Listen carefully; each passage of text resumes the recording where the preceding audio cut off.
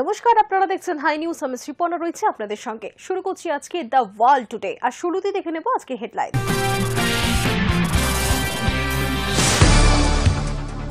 রাষ্ট্রসংঘের সাধারণ পরিষদের ৮০তম অধিবেশনে যোগ দেবেন না প্রধানমন্ত্রী, তার পরিবর্তে ভাষণ দেবেন বিদেশমন্ত্রী এস জয়শঙ্কর। ইউক্রেনের নিরাপত্তার বিষয়ে আশ্বাস দেবার মতো জায়গাতেই নেই পশ্চিমী দেশগুলি, দাবি প্রাক্তন রুশ প্রেসিডেন্টের। রাজধানী ঢাকায় প্রাক্তন শাসক দলের জাতীয় পার্টির সদর দপ্তরে হামলা, ভাঙচুর, অগ্নিসংযোগ। অন্তর্বর্তী সরকারের ঘনিষ্ঠ রাজনৈতিক দলের বিরুদ্ধে হামলার অভিযোগ। ভূমিকম্পে বিধ্বস্ত আফগানিস্তানে প্রাকৃতিক দুর্যোগেও নিয়মে কোনো বদল নেই। শরীয়ত আইন অনুযায়ী পরপুরুষের ছোঁয়া হারাম, যার জেরে ভূমিকম্পে চাপা পড়া মহিলাদের বাঁচাচ্ছেন না উদ্ধারকারী দল।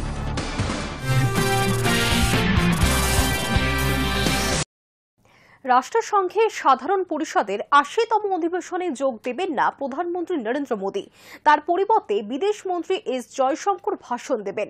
এর আগে ঠিক ছিল ২৬শে সেপ্টেম্বর মোদী ভাষণ দেবেন, কিন্তু পরিবর্তিত পরিস্থিতিতে তার পরিবর্তে জয়শঙ্কর ভাষণ দেবেন ২৭শে সেপ্টেম্বর। রাষ্ট্রসংঘের সাধারণ পরিষদের ৮০তম অধিবেশনে যোগ দেবেন না প্রধানমন্ত্রী নরেন্দ্র মোদী, তার পরিবর্তে বিদেশমন্ত্রী এস জয়শঙ্কর ভাষণ দেবেন। এর আগে ঠিক হয়েছিল ২৬শে সেপ্টেম্বর মোদী ভাষণ দেবেন, কিন্তু পরিবর্তিত পরিস্থিতিতে তার পরিবর্তে জয়শঙ্কর ভাষণ দেবেন ২৭শে সেপ্টেম্বর। জুলাই মাসে প্রকাশিত তালিকায় জানা গিয়েছিল চীন, পাকিস্তান, বাংলাদেশের প্রশাসনিক প্রধানদের সঙ্গে ২৩ থেকে ২৯ সেপ্টেম্বর পর্যন্ত অনুষ্ঠিত হতে চলা রাষ্ট্রসংঘের সাধারণ পরিষদে যোগ দেবেন মোদীও। কিন্তু এবার জানা গেল মোদীর পরিবর্তন হিসেবে জয়শঙ্করের কথা। প্রসঙ্গত, এবারের অধিবেশনে প্রথম বক্তব্য রাখার কথা ব্রাজিলের। এরপরই আমেরিকার প্রতিনিধি হিসেবে প্রেসিডেন্ট ডোনাল্ড ট্রাম্প ভাষণ দেবেন। ক্ষমতায় পরিবর্তনের পর এটাই রাষ্ট্রসংঘে তার অধিবেশন। বলে রাখা ভালো, নিউ ইয়র্কে হতে চলা এই অধিবেশনে ট্রাম্প কি বলবেন সেদিকে কড়া নজর থাকবে নয়াদিল্লির। সাম্প্রতিক অতীতে শুল্ক যুদ্ধের আবহে ট্রাম্পের নানা বক্তব্যে দুই দেশের সম্পর্কের বিবিধ টানাপোড়েন সামনে এসেছে।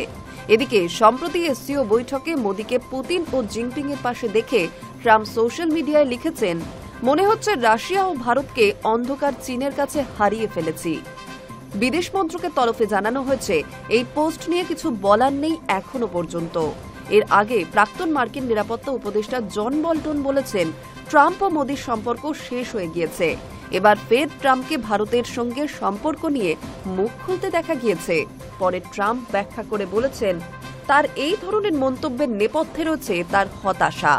এবার রাষ্ট্রসংঘে তিনি কি বলেন এবং ভারতের তরফেও সেই প্রসঙ্গে কিছু বলা হয় কিনা সেদিকেই নজর থাকবে ওয়াকিবহাল মহলের। Hi News network.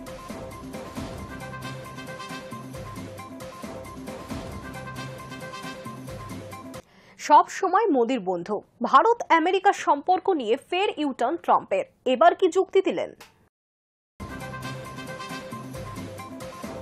ভারতের উপরে আমেরিকার দাদাগিরি। মার্কিন প্রেসিডেন্ট ডোনাল্ড ট্রাম্প ভারতের শুল্ক চাপিয়ে ট্রাম্প চেয়েছিলেন রাশিয়াকে চাপে রাখতে, তবে তার সেই পরিকল্পনা খুব একটা কার্যকর হয়নি। মার্কিন প্রেসিডেন্ট ভারতে ৫০% শুল্ক জারি করতেই কাছাকাছি এসেছে চীন, রাশিয়া ও ভারত, আর তাতেও আপত্তি ট্রাম্পের। শুক্রবারই তিনি পোস্ট করে লিখেছিলেন, চীনের কাছে হয়তো ভারত ও রাশিয়াকে হারিয়ে ফেললাম। এবার সেই মন্তব্যের ব্যাখ্যা দিলেন ট্রাম্প। মার্কিন প্রেসিডেন্ট ডোনাল্ড ট্রাম্প বলেন, নরেন্দ্র মোদী আমার খুব ভালো বন্ধু, আমাদের বন্ধুত্ব অটুট। শুল্ক বাদ নিয়ে ভারত মার্কিন সম্পর্কের অচলাবস্থার মধ্যেই ট্রাম্পের এই মন্তব্য নিয়ে কৌতূহল তৈরি হয়েছে। ভারতীয় সময় শনিবার ভোরে হোয়াইট হাউসের সাংবাদিকদের প্রশ্নের জবাবে মার্কিন প্রেসিডেন্ট দাবি করেন, শুল্ক নিয়ে চলমান বিতর্কে তার সঙ্গে প্রধানমন্ত্রী মোদীর সম্পর্কের কোনো হেরফের হয়নি। তিনি মনে করিয়ে দেন, কয়েক মাস আগেই ভারতের প্রধানমন্ত্রী আমেরিকা সফর করেছেন। ট্রাম্প সম্পর্কে বলা হয়, পাহাড়ের আবহাওয়া পরিবর্তনের মতো মত বদল ট্রাম্পের হয়। অনেকেই মনে করেন তার এই আপাত খামখেয়ালিপনা আসলে এক ধরনের দাপট, আধিপত্যবাদী মনোভাব। তিনি যখন যা বলবেন সেটাই সেই সময়ের জন্য সত্য। নিজের সম্পর্কে এমন ধারণা নির্মাণ করেছেন তিনি। শনিবার ভোরে মোদী সম্পর্কে মন্তব্য করার আগে ভারত, চীন, রাশিয়ার বন্ধুত্ব নিয়ে তীর্যক প্রতিক্রিয়া দিয়েছিলেন মার্কিন প্রেসিডেন্ট। চীনে সদ্য অনুষ্ঠিত সাংহাই কোঅপারেশন অর্গানাইজেশনের বৈঠককে এই 3 দেশের বোঝাপড়ার নয়া উদ্যোগকে ভালোভাবে নেননি মার্কিন প্রেসিডেন্ট। বলেছিলেন, মনে হচ্ছে ভারতকে আমরা ভারত রাশিয়ার কাছে হারালাম। এই পোস্টের সঙ্গে রাশিয়ার প্রেসিডেন্ট ভ্লাদিমির পুতিন, চীনের শি জিনপিং এবং ভারতের প্রধানমন্ত্রী নরেন্দ্র মোদীর হাসি মুখের ছবি জুড়ে দেন। নিজের সোশ্যাল মিডিয়ায় এই মন্তব্য নিয়ে প্রতিক্রিয়া চাওয়া হয়েছিল। তখনই ট্রাম্প প্রধানমন্ত্রীর সঙ্গে তার সুসম্পর্ক অটুট বলে দাবি করেছেন। তাকে প্রশ্ন করা হয়েছিল তিনি এই পরিস্থিতির জন্য চীনকে কতটা দোষারোপ করতে চান। জবাবে ট্রাম্প বলেন, আমার মনে হয় না আমরা তা করেছি। ভারত রাশিয়া থেকে এত তেল কিনছে দেখে আমি খুবই হতাশ হয়েছি। আমি তাদের জানিয়েছি আমরা ভারতের উপর খুব বড় শুল্ক আরোপ করেছি, 50%, খুব বেশি শুল্ক। তবে আপনারা জানেন যে মোদির সাথে আমার খুব ভালো সম্পর্ক। তিনি কয়েক মাস আগেও এখানে ছিলেন। গত 27 অগাস্ট থেকে নয়া মার্কিন শুল্ক হার বলবৎ হয়েছে। 50% শুল্কের মধ্যে 25% হল রাশিয়া থেকে ভারতের জ্বালানি তেল কেনার জরিমানা। আমেরিকার অভিযোগ, রাশিয়া থেকে সস্তায় জ্বালানি তেল কিনে ভারত আসলে মস্কোকে ইউক্রেনের বিরুদ্ধে যুদ্ধে অর্থ যোগাচ্ছে। অন্যদিকে ভারতের দাবি তারা যে দেশ থেকে সস্তায় জ্বালানি পাবে সেই দেশ থেকেই কিনবে। তৃতীয় কোনো দেশের এই ব্যাপারে নাক গলানোর সুযোগ নেই। Hi News network.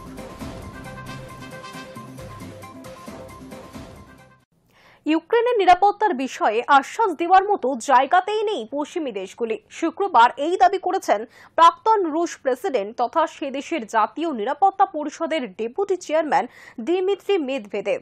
সেই সঙ্গে তার মন্তব্য, রাশিয়ার অবস্থান বিবেচনা না করে ইউক্রেনকে নিরাপত্তা সংক্রান্ত কোনো গ্যারান্টি দেওয়া যাবে না।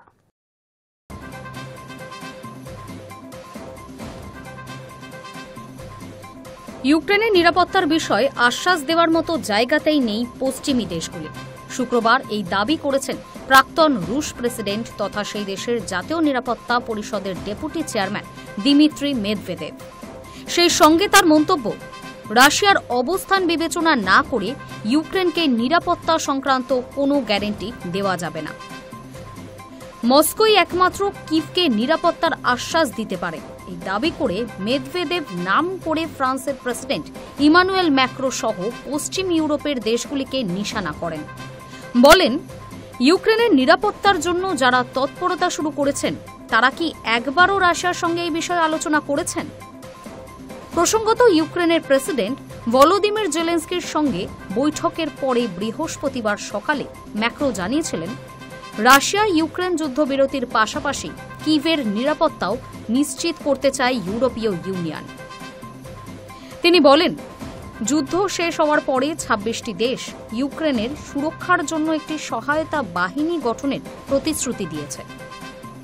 এরপরেই রুশ প্রেসিডেন্ট ভ্লাদিমির পুতিন পশ্চিমী দেশগুলিকে সতর্ক করে জানিয়ে দেন, চূড়ান্ত যুদ্ধবিরতির আগে ইউক্রেনে কেউ যদি ইউরোপীয় রাষ্ট্রজোট সেনা পাঠায় তবে তারাও রুশ সেনাবাহিনীর হামলার শিকার হবে। ঘটনাচক্রে ইউরোপীয় ইউনিয়নের ওপর চাপ বাড়িয়ে মার্কিন প্রেসিডেন্ট ডোনাল্ড ট্রাম্পের সরকারও সিদ্ধান্ত নিয়েছে, রুশ হামলা রুখতে পশ্চিম ইউরোপের মিত্রদের সামরিক সাহায্য দেওয়া হবে না। হোয়াইট হাউসের সূত্র উদ্ধৃত করে এ কথা জানিয়েছে ফিনান্সিয়াল টাইমস এবং নিউ ইয়র্ক টাইমস। ওই সূত্র জানিয়েছে, বিপুল আর্থিক ক্ষতির ঝুঁকি এড়াতেই এমন সিদ্ধান্ত নিয়েছেন ট্রাম্প। High News network.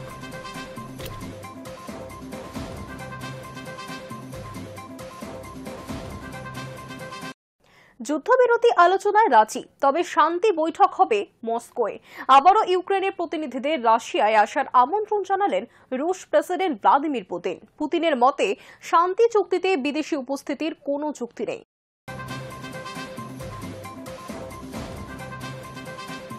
শান্তি বৈঠক হবে মস্কোয়, যুদ্ধবিরতি আলোচনায় রাজি দুই দেশ। আবার ইউক্রেনের প্রতিনিধিদের রাশিয়ায় আসার আমন্ত্রণ জানালেন রুশ প্রেসিডেন্ট ভ্লাদিমির পুতিন। একই সঙ্গে পশ্চিমী দেশগুলিকে সতর্ক করে তার বার্তা, যুদ্ধরত ইউক্রেনে কেউ যদি সেনা পাঠায় তবে তারাও রুশ সেনাবাহিনীর নিশানায় থাকবে। পুতিনের মতে, শান্তি চুক্তিতে বিদেশি উপস্থিতির কোনো যুক্তি নেই। ইউক্রেন যুদ্ধ নিয়ে শুক্রবার পুতিন আবার নিজের মত প্রকাশ করেছেন। সেই সঙ্গে ইউক্রেন যুদ্ধে বিদেশি শক্তির হস্তক্ষেপ যে তিনি ভালোভাবে নিচ্ছেন না তাও স্পষ্ট করেছেন। ভ্লাদিভস্টকে অনুষ্ঠিত ইকোনমিক ফোরামে পুতিন বলেন, ইউক্রেনে যদি অন্য কোনো দেশের সেনা থাকে, বিশেষত এই পরিস্থিতিতে, তবে আমরা রেয়াত করব না। ইউক্রেনে বিদেশি সেনাও আমাদের বৈধ লক্ষ্যবস্তু। তারপরেই শান্তি আলোচনা প্রসঙ্গে পুতিনের মত, যদি বিষয়টি দীর্ঘমেয়াদী শান্তি আলোচনার দিকে এগিয়ে যায়, তবে ইউক্রেনের মাটিতে বিদেশি শক্তি উপস্থিতির কোনো অর্থ দেখছি না। পুতিন চান শান্তি আলোচনার জন্য ইউক্রেনের প্রতিনিধি দল মস্কোয় আসুক। তাদের নিরাপত্তার দায়িত্ব রুশ প্রশাসনের। তবে তিনি এও মনে করেন এই আলোচনা কখনো বাস্তবায়িত হবে না, কোনো ভবিষ্যৎ নেই। পুতিনের কথায় এখনো পর্যন্ত কেউ আমাদের সঙ্গে আলোচনায় বসার ব্যাপারে আগ্রহ দেখাননি। 3.5 বছর ধরে রাশিয়া এবং ইউক্রেনের মধ্যে যুদ্ধ চলছে। ইউক্রেনের উপর হামলার কারণে আমেরিকা সহ বেশ কয়েকটি দেশ রাশিয়ার উপর নিষেধাজ্ঞা জারি করে। ইউক্রেনের সমর্থনে এগিয়ে আসে ইউরোপের দেশগুলি, এমনকি যুদ্ধে ইউক্রেনকে সাহায্যের আশ্বাসও দেয় তারা। অন্যদিকে যুদ্ধ থামানোর লক্ষ্যে অনেক দেশে এগিয়ে এসেছে, তবে এখনো পর্যন্ত দুই দেশের মধ্যে কোনো রফাসূত্র বার হয়নি, থামেনি যুদ্ধ। এই আবহে পুতিন আবার একবার ইউক্রেনের ইউরোপীয় বন্ধুদের হুঁশিয়ারি দিয়ে রাখলেন। বৃহস্পতিবার ইউক্রেনের প্রেসিডেন্ট জেলেনস্কিকে পাশে বসিয়ে ফ্রান্সের প্রেসিডেন্ট ইমানুয়েল ম্যাক্রো দাবি করেন 26টি দেশ যুদ্ধবিধ্বস্ত ইউক্রেনকে নিরাপত্তা দেওয়ার প্রতিশ্রুতি দিয়েছে। স্থল, আকাশ এবং জলপথে সেনা পাঠানোর কথাও বলেছেন ম্যাক্রো। তারই দাবির পরের দিনই পুতিন ইউক্রেন যুদ্ধে পশ্চিম বিশ্বের দেশগুলিকে দূরে থাকার আহ্বান জানালেন। পুতিন এও জানান, ইউরোপীয় ইউনিয়নের সদস্য হতেই পারে ইউক্রেন, সেটা তার অধিকারের মধ্যে পড়ে, কিন্তু নেটো, আমেরিকার নেতৃত্বাধীন সামরিক জোটের সদস্য হওয়ার কোনো যোগ্যতা নেই ইউক্রেনের। দিন দুয়েক আগেই পুতিন জানিয়েছিলেন তিনি জেলেনস্কির সঙ্গে বৈঠকে বসতে রাজি, তবে বৈঠক হতে হবে মস্কোতে। শুক্রবার সেই প্রস্তাব পুনর্ব্যক্ত করেন পুতিন। তিনি বলেন, আমি এখনই ইউক্রেনের সঙ্গে আলোচনায় বসতে রাজি। ইউক্রেনের প্রতিনিধিদের 100% সুরক্ষা দিতে আমরা তৈরি, তবে রাশিয়ার বাইরে অন্যত্র আলোচনায় বসতে তিনি রাজি নন, স্পষ্ট করলেন পুতিন। High News network.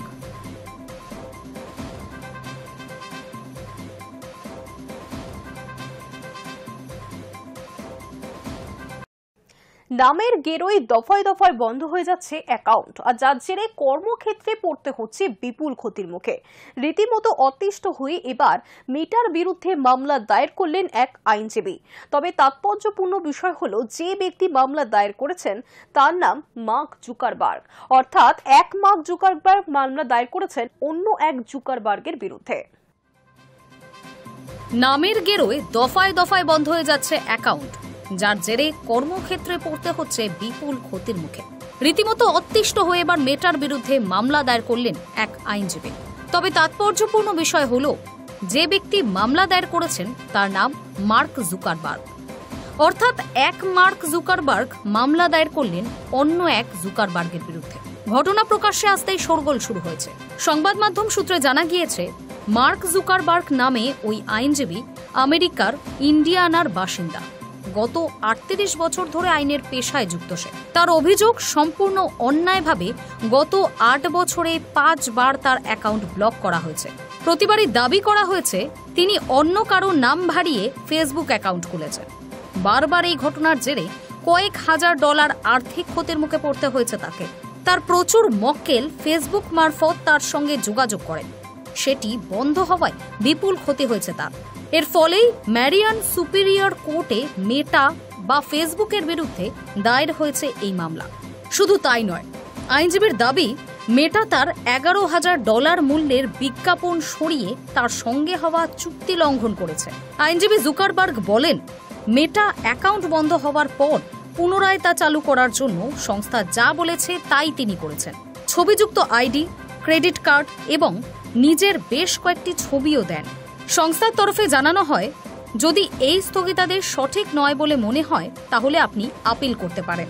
পরদিনই আমি আপিল করি, কিন্তু 4 মাস পরও ওদের তরফে কোনো প্রত্যুত্তর আসেনি। আইনজীবীর দাবি, শেষবার যখন অ্যাকাউন্ট বন্ধ করা হয়েছিল তা পুনরায় খুলতে 6 মাস লেগে যায়। আমি জানি না আর কিভাবে তাদের দৃষ্টি আকর্ষণ করব, তবে মেটার তরফে এই অ্যাকাউন্ট বন্ধের বিষয়টিকে অনিচ্ছাকৃত ভুল বলে দাবি করা হয়েছে এবং ভবিষ্যতে এটা যাতে না হয় সেদিকে খেয়াল রাখা হবে বলেই জানানো হয়েছে। তবে আইনজীবীর অনুমান, হতে পারে মেটার প্রধান মার্ক জুকারবার্গের নামের সঙ্গে তার নামের মিল থাকার কারণে অ্যাকাউন্ট বন্ধ করছে সংস্থা। তবে এর জেরে তার পেশার বিপুল ক্ষতি হচ্ছে। Hi News Network. ভূমিকম্প বিধ্বস্ত আফগানিস্তান, ধর্মান্ধ তালিবানের হাতে উঠছে আফগানিস্তানের শাসনভার। ভয়ঙ্কর প্রাকৃতিক দুর্যোগেও সেখানে নিয়মে কোনো বদল নেই। শরিয়ত আইন অনুযায়ী পরপুরুষের ছোঁয়া হারাম, আর যার জেরে ভূমিকম্পে চাপা পড়া মহিলাদের বাঁচাচ্ছে না উদ্ধারকারী দল, যার পরিণতি বাঁচার সুযোগ থাকলেও মৃত্যুর কোলে ঢলে পড়তে হচ্ছে সেখানকার মহিলাদের। ধর্ম যদি মানবতাকে পায়ে পিষতে থাকে তবে তার চেয়ে ভয়াবহ বোধ হয় আর কিছুই হতে পারে না। ঠিক সেই ঘটনায় ঘটছে ভূমিকম্প বিধ্বস্ত আফগানিস্তানে। ধর্মান্ধ তালিবানের হাতে উঠেছে আফগানিস্তানের শাসনভার। সেখানে অক্ষরে অক্ষরে পালিত হচ্ছে শরিয়ত আইন। ভয়ঙ্কর প্রাকৃতিক দুর্যোগেও সেই নিয়মে কোনো বদল নেই, যার জেরে ভূমিকম্প বিধ্বস্ত আফগানিস্তানে মৃত্যুর কালো ছায়া মহিলাদের উপর। শরিয়ত আইন অনুযায়ী পরপুরুষের ছোঁয়া হারাম, যার জেরে ভূমিকম্পে চাপা পড়া মহিলাদের বাঁচাচ্ছে না উদ্ধারকারী দল, যার পরিণতি বাঁচার সুযোগ থাকলেও মৃত্যুর কোলে ঢলে পড়তে হচ্ছে সেখানকার মহিলাদের। ভূমিকম্পের পর মার্কিন সংবাদ মাধ্যমের প্রতিবেদনে উঠে এসেছে এমনই চাঞ্চল্যকর তথ্য। জানা যাচ্ছে মহিলাদের অধিকার কার্যত কেড়ে নেওয়ার জেরে সেখানে উদ্ধারকারী দলে মহিলাদের উপস্থিতি নেই বললেই চলে। ফলে ভূমিকম্পের পর যেসব মহিলারা ধ্বংসস্তূপের নিচে চাপা পড়ে রয়েছেন তাদের উদ্ধার করা হচ্ছে না। আহত অবস্থায় সেখানেই পড়ে থাকতে হচ্ছে তাদের। এমনকি যাদের মৃত্যু হয়েছে তাদের দেহ কাপড়ে বেঁধে টেনে হিচড়ে বার করা হচ্ছে। ভূমিকম্পে কপাল জোড়ে রক্ষা পাওয়া কুনার প্রদেশের এক মহিলা বলেন, উদ্ধারকারীরা আমাদের এক জায়গায় জড়ো করে ফেলে রেখেছে, কোনো সাহায্য করা হচ্ছে না। স্বেচ্ছাসেবী দলের এক সদস্য বলেন, উদ্ধারকারীদের কাছে নারীরা অস্পৃশ্য, তাদের বাঁচানোর কোনো চেষ্টা করা হচ্ছে না। গুরুতর আহত অবস্থায় যারা কোনো মতে বেঁচে গিয়েছেন তাদেরও বিনা চিকিৎসায় ফেলে রাখা হয়েছে। উদ্ধারকারীরা শুধুমাত্র পুরুষ ও শিশুদের বাঁচাচ্ছেন। মহিলারা একপাশে সাহায্যের জন্য অপেক্ষা করছেন। পুরুষ আত্মীয় স্বজনের অনুপস্থিতির কারণে কখনো কখনো তাদের পোশাক ধরে টেনে নিয়ে যাওয়া হচ্ছে যাতে ত্বকের সঙ্গে কোনো স্পর্শ না হয়। এদিকে রিপোর্ট বলছে আফগানিস্তানের মর্মান্তিক ভূমিকম্পে এখনো পর্যন্ত মৃত্যু হয়েছে 2200 জনের, আহতের সংখ্যা পেরিয়েছে 3600। ধ্বংসস্তূপের নিচে এখনো বহু মানুষ পড়ে থাকলেও তাদের উদ্ধার করা সম্ভব হয়নি। এরই মাঝে গোদের উপর বিস্ফোরা হয়ে উঠেছে শরিয়তের বিধিনিষেধ। উল্লেখ্য, আফগানিস্তানে প্রথম তালিবান শাসনে মৌলিক অধিকার থেকেও বঞ্চিত ছিলেন মহিলারা। দ্বিতীয়বার তালিবান ক্ষমতায় আসার পর তাদের তরফে মহিলাদের অধিকার রক্ষার প্রতিশ্রুতি দেওয়া হয়েছিল ঠিকই, তবে বাস্তবে তা হয়নি। এখানে মেয়েরা ষষ্ঠ শ্রেণীর পরে স্কুলে যেতে পারে না। পুরুষ সঙ্গী ছাড়া বেশি দূর যাওয়ার অনুমতি নেই নারীদের।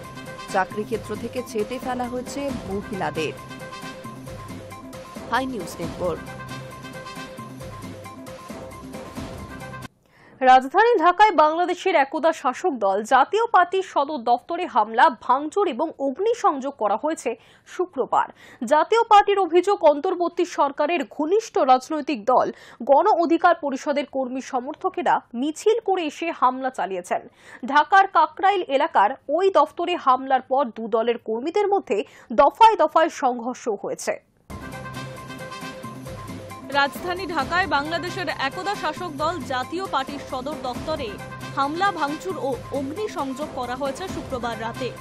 জাতীয় পার্টির অভিযোগ, অন্তর্বর্তী সরকারের ঘনিষ্ঠ রাজনৈতিক দল গণ অধিকার পরিষদের কর্মী সমর্থকেরা মিলে মিছিল করে হামলা চালিয়েছে। ঢাকার কাকরাইল এলাকার ওই দফতরে হামলার পরে দুই দলের কর্মীদের মধ্যে দফায় দফায় সংঘর্ষ হয়।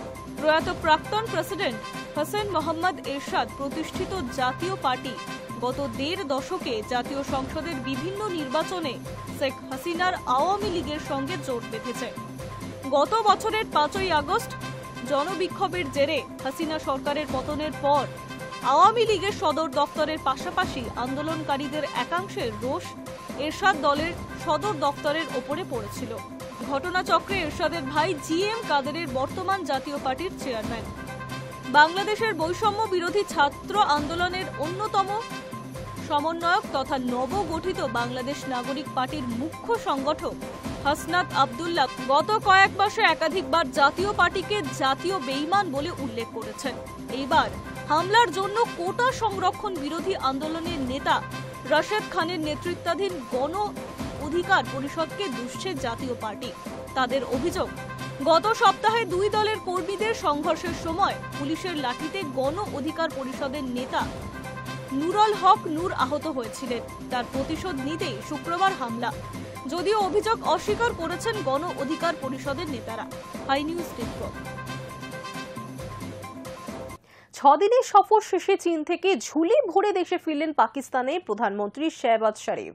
এসসিও সম্মেলন দিয়ে যে সফরের সূচনা হয়েছিল তা শেষ হলো চীনা প্রধানমন্ত্রী এবং তথ্য প্রযুক্তি মন্ত্রীর সঙ্গে। চীনা বিনিয়োগকারীদের সঙ্গেও বৈঠক করেছেন শেহবাজ, আর সেই বৈঠক সদর্থক হয়েছে বলে সূত্রের খবর। 6 দিনের সফর শেষে চীন থেকে ঝুলি ভরে দেশে ফিরলেন পাকিস্তানের প্রধানমন্ত্রী শেহবাজ শরীফ।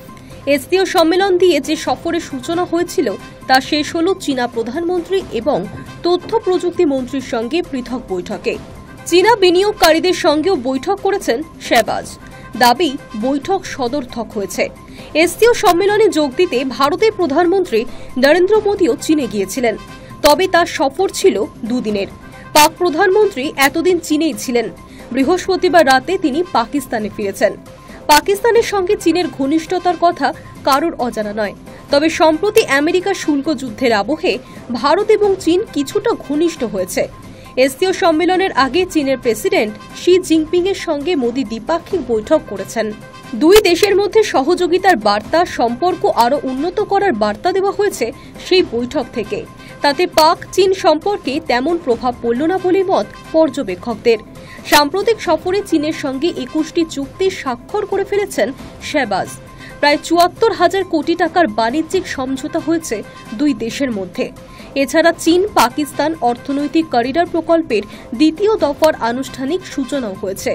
পাকিস্তানের সংবাদ মাধ্যম ডন জানিয়েছে, সিপিএসি ছাড়াও চীনের সঙ্গে বিজ্ঞান, প্রযুক্তি, তথ্য, বিনিয়োগ, কৃষি প্রভৃতি বিষয়ে বিবিধ চুক্তি হয়েছে।